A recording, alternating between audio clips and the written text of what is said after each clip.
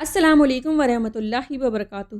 آج کی ویڈیو میں ہم بات کریں گے حضرت عائشہ صدیقہ رضی اللہ تعالی عنہ کی زندگی کے کچھ خوبصورت واقعات۔ حضور صلی اللہ علیہ وآلہ وسلم ہر بیوی کے پاس ایک دن رہتے، باقی ازواج مطہرات البتہ باری بالی جوزہ کے پاس اکٹھی ہو جاتی۔ ایک دفعہ حضرت عائشہ کی باری تھی جب حضرت زینب ابن ماجہ کی روایت کے مطابق بلا اجازت ان کے حجرے میں داخل ہو گئیں۔ آپ کو معلوم نہ تھا کہ حضرت زینب موجود ہیں۔ آپ نے ان کی طرف ہاتھ بڑھایا تھا کہ حضرت عائشہ بولیں یہ زینب ہیں۔ آپ نے ہاتھ کھینچ لیا، اس پر ان دونوں میں تکرار ہونے لگی اور ان کی آوازیں بلند ہو گئیں۔ ادھر نماز کھڑی ہونے لگی تو حضرت ابوبکر صدیق رضی اللہ تعالی عنہ نے آپ کو بلا لیا۔ حضرت عائشہ بولیں ابھی نماز ادا کرنے کے بعد میرے والد مجھے خوب ڈانٹیں گے۔ ایسا ہی ہوا، حضرت ابوبکر نے انہیں سختی سے ڈانٹا۔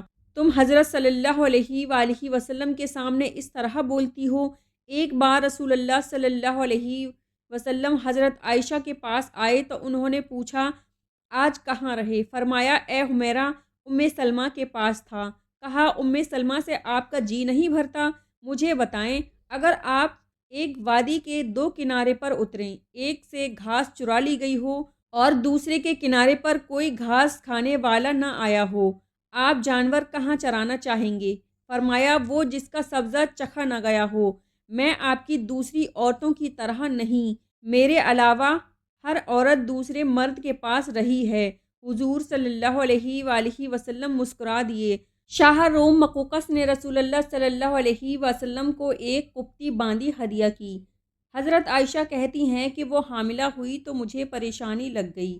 ابراہیم کی ولادت ہوئی لیکن ماریا کو دودھ نہ آتا تھا۔ آپ نے بچے کے لیے دودھ دینے والی بھیڑ خریدی جس کا دودھ پی کر وہ موٹا اور سرخ و سفید ہو گیا۔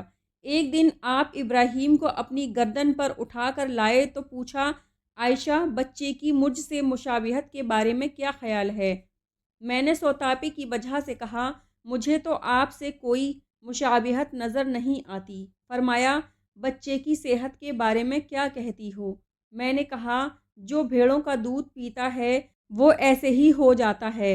حضرت عائشہ فرماتی ہیں میں ان عورتوں سے چڑھتی تھی جو اپنے آپ کو رسول اللہ صلی اللہ علیہ وسلم کو ہوا کر دیتی تھی۔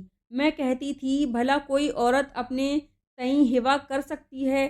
جب اللہ تعالیٰ نے یہ آیت اتاری اے نبی اپنی بیویوں میں جس کو چاہیں الگ رکھیں اور جسے چاہیں اپنے پاس رکھیں اور جسے چاہیں الگ کرنے کے بعد واپس بلا لیں، اس میں کوئی حرج نہیں۔ تو میں نے کہا مجھے لگتا ہے آپ کا رب آپ کی خواہش پوری کرنے میں جلدی کرتا ہے۔ ابن ہجر کہتے ہیں کئی صحابیت نے اپنی جان رسول اللہ صلی اللہ علیہ وسلم کو بخشی مگر آپ کسی ایک کو نکاح میں نہ لائے کیونکہ یہ آپ کے منشا پر موقوف تھا، بشرطِ یہ کہ نبی پاک صلی اللہ علیہ وسلم اس کو اپنے نکاح میں لانا چاہیں۔ ابن ہجر نے حضرت میمونہ رضی اللہ تعالی عنہا کے واہوا ہونے کا بھی رد کیا ہے۔ ام المومنین حضرت سودا بنت زمعہ نے اپنی باری کا دن حضرت عائشہ کو دے دیا تھا، چنانچہ حضور صلی اللہ علیہ وسلم حضرت عائشہ کے یہاں 2 دن قیام فرماتے۔ حضرت عائشہ فرماتی ہیں سودا کے علاوہ کوئی عورت ایسی نہیں کہ میرا اس جیسے طور طریقے اختیار کرنے کا دل چاہے، مگر ان میں بھی تندی تھی۔ ایک بار حضرت صفیہ بنت حیا اور حضرت عائشہ میں جھگڑا ہوا، دونوں نے ایک دوسرے کے باپ کو برا بھلا کہا۔ رسول اللہ صلی اللہ علیہ وسلم نے سنا تو فرمایا صفیہ تم ابوبکر کو گالی دے رہی ہو؟ حضرت عمر فرماتے ہیں نبی پاک صلی اللہ علیہ وسلم کی ازواج آپس کے رشک و رکابت کی وجہ سے آپ سے روٹھ گئیں تو میں نے ان سے کہا نبی صلی اللہ علیہ وسلم تمہیں طلاق دیں تو بڑی امید ہے کہ ان کا رب انہیں بدلے میں تم سے بہتر بیویاں دے دے، تو اسی مضمون کی آیت نازل ہو گئی۔ ایک سفر میں نبی صلی اللہ علیہ وسلم کے ساتھ جانے کے لیے حضرت عائشہ اور حضرت حفصہ کے نام کا قرہ نکلا۔ رات کے سفر میں گفتگو کرنے کے لیے آپ حضرت عائشہ کو اپنے ساتھ رکھتے تھے۔ حضرت حفصہ کو اس پر رشک آیا، انہوں نے حضرت عائشہ سے کہا تم میرے اونٹ پر سوار ہو جاؤ اور میں تمہارا اونٹ پکڑ لیتی ہوں، دیکھتی جاؤ کیا بنتا ہے۔ रसूल अल्लाह सल्लल्लाहु अलैहि वसल्लम हज़रत आयशा के ऊँट के पास गए और हज़रत हफ्सा को सलाम किया। रात भर के सफ़र के बाद पड़ाव का वक्त आया तो हज़रत आयशा आपसे दूर रह गईं।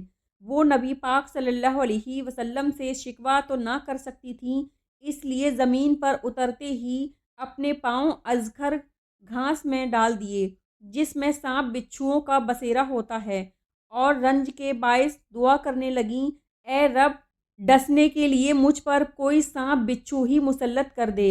नबी पाक सल्लल्लाहु अलैहि वसल्लम अपनी एक जोज़ा हज़रत आयशा के पास थे। इतने में एक दूसरी बीवी हज़रत ज़ैनब ने खाने पर रकाबी भेजी। हज़रत आयशा ने जिसके यहाँ नबी पाक सल्लल्लाहु अलैहि वसल्लम थे, लाने वाले खादिम के हाथ पर एक ज़र्ब लगाई तो रकाबी गिर कर टूट गई। आपने रकाबी के टुकड़े और गिरा हुआ खाना इकट्ठा किया और फरमाया, तुम्हारी अम्मा उम्मुल मोमिनीन को रश्क आ गया था।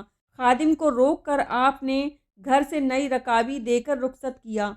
हज़रत आयशा सिद्दीक़ा रज़ी अल्लाह ताला अन्हा फरमाती हैं कि एक रात सोते वक्त मेरा जिस्म आप सल्लल्लाहु अलैहि वसल्लम के जिस्म से मिल गया।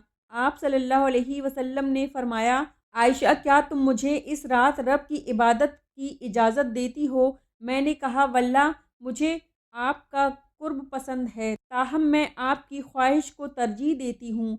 फिर आप सल्लल्लाहु अलैहि वसल्लम ने क़याम किया और रो रो कर कुरान पाक की तिलावत की, हत्ता कि आपके कंधे मुबारक भीग गए। फिर आप सल्लल्लाहु अलैहि वसल्लम बैठ कर तिलावत करते रहे, हत्ता कि आपके पहलू आंसुओं से तर हो गए।